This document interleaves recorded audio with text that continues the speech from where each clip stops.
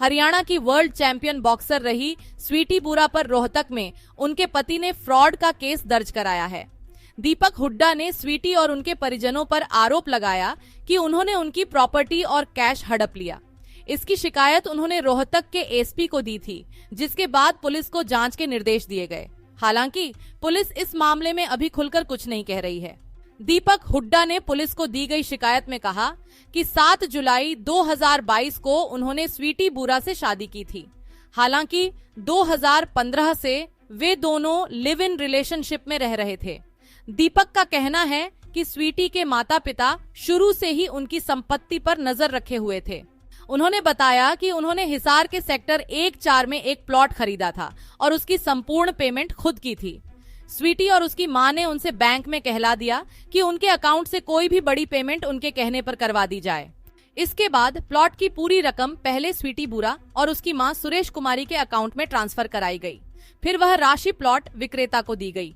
दीपक का आरोप है कि स्वीटी और उसके परिवार ने उनसे झूठ बोलकर 25 लाख रुपए नकद भी ले लिए और कहा कि अलग से कुछ भुगतान करना पड़ेगा, लेकिन असल में यह एक साजिश थी। प्लॉट केवल दीपक के नाम पर रजिस्टर होने के बजाय उनके और स्वीटी के संयुक्त नाम पर रजिस्टर करवा दिया गया। खास बात यह है कि रजिस्ट्रेशन के समय स्वीटी बुरा वहां मौजूद भी नहीं थी।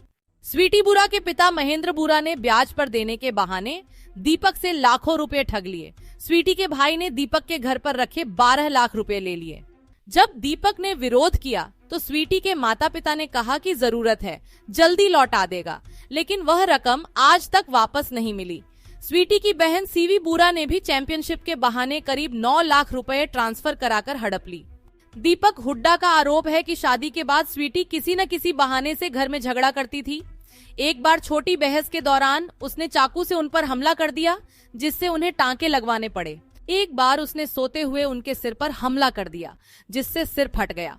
जब उन्होंने स्वीटी की मां को फोटो भेजी तो उन्होंने यह कहकर टाल दिया कि गृहस्थी में ऐसा चलता रहता है। जब दीपक राजनीति में सक्रिय हुए तो उन्हें पैसों की जरूरत थी, इसलिए उन्होंने प्लॉट पर लोन लिया। स्वीटी ने उनसे राजनीतिक फंड से पैसे मांगे और जब उन्होंने पैसे देने से इनकार किया तो स्वीटी ने दहेज का केस करने और उनका राजनीतिक करियर खत्म करने की धमकी दी। दीपक का कहना है कि शादी के बाद उन्होंने स्वीटी के करियर को आगे बढ़ाने में पूरा सहयोग दिया, लेकिन स्वीटी ने बॉक्सिंग छोड़ दी। 17 दिसंबर 2024 को जब स्वीटी को अर्जुन पुरस्कार मिला तो उसके बाद 25 जनवरी को वह अपनी बहन सीवी बुरा के साथ घर छोड़कर चली गई। 9 फरवरी को दीपक उसे मनाने उसके घर गए, लेकिन वहां उनके साथ गाली गलौज और धमकी दी गई। दीपक हुड्डा की शिकायत की सूचना रोहतक एसपी को दी गई, जिसके बाद पुलिस ने जांच के निर्देश दिए। हालांकि पुलिस अभी इस मामले में कोई खुलकर बयान नहीं दे रही है।